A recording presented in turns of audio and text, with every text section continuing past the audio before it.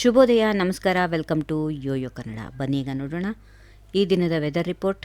ಭಾರತೀಯ ಹವಾಮಾನ ಇಲಾಖೆ ಜೂನ್ 16ರಿಂದ 22ರವರೆಗೆ ಕರ್ನಾಟಕದ ಹಲವಾರು ಜಿಲ್ಲೆಗಳಲ್ಲಿ ಗುಡುಗು ಸಿಡಿಲು ಸಹಿತ ಭಾರೀ ಮಳೆ ಹಾಗೂ ಬಿರುಗಾಳಿ ಸಹಿತ ಎಚ್ಚರಿಕೆ ಹೊರಡಿಸಿದೆ. ಜನರಿಗೆ ಮುನ್ನೆಚ್ಚರಿಕೆಯನ್ನು ನೀಡಲಾಗಿದೆ. ಬೆಂಗಳೂರಿನಲ್ಲಿ ಮುಂದಿನ 3 ದಿನಗಳ ಕಾಲ ಯೆಲ್ಲೋ ಅಲರ್ಟ್ ಘೋಷಣೆ ಮಾಡಲಾಗಿದೆ. ನಗರದಲ್ಲಿ ಹಗುರದಿಂದ ಭಾರೀ ಮಳೆಯಾಗುವ ಸಾಧ್ಯತೆಗಳಿವೆ ಎಂದು ಹವಾಮಾನ ಇಲಾಖೆ ತಿಳಿಸಿದೆ.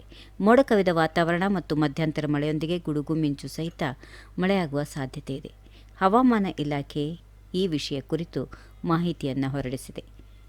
ಮಾನ್ಸೂನ್ ಚುರುಕಾಗಿರೋದ್ರಿಂದ ಮಳೆಯ ಪ್ರಮಾಣ ಹೆಚ್ಚಾಗಿರುತ್ತದೆ ಎಂದು ಭಾರತೀಯ ಹವಾಮಾನ ಇಲಾಖೆ ತಿಳಿಸಿದೆ. ಹವಾಮಾನ ಇಲಾಖೆಯ ಪ್ರಕಾರ ಬೆಂಗಳೂರು ನಗರ, ಬೆಂಗಳೂರು ಗ್ರಾಮಾಂತರ ಪ್ರದೇಶಗಳಲ್ಲಿ ಬುಧವಾರದವರೆಗೆ 30ರಿಂದ 40 ಕಿಲೋಮೀಟರ್ ವೇಗದ ಗಾಳಿಯೊಂದಿಗೆ ಗುಡುಗು ಸಹಿತ ಹಗುರದಿಂದ ಭಾರೀ ಮಳೆಯಾಗುವ ಸಾಧ್ಯತೆಗಳಿವೆ. ನಗರದಲ್ಲಿ ಗರಿಷ್ಠ ತಾಪಮಾನ 29 ಡಿಗ್ರಿ ಸೆಲ್ಸಿಯಸ್, ಕನಿಷ್ಠ ತಾಪಮಾನ ಸುಮಾರು 21 ಡಿಗ್ರಿ ಸೆಲ್ಸಿಯಸ್.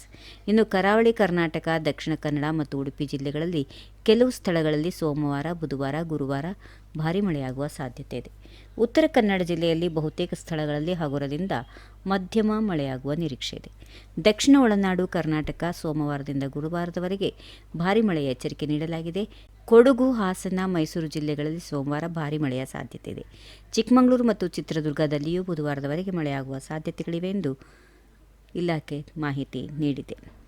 ಮುಂದಿನ 4-5 ದಿನಗಳಲ್ಲಿ ಮುಂಗಾರು ಕರ್ನಾಟಕದ ಉಳಿದ ಭಾಗಗಳಲ್ಲಿ ವ್ಯಾಪಿಸುವ ಸಾಧ್ಯತೆಗಳಿರೋದ್ರಿಂದ ಭಾರೀ ಮಳೆಯಾಗುವ ಸಾಧ್ಯತೆಗಳಿವೆ ಎಂದು ಐಎಂಡಿ ತಿಳಿಸಿದೆ.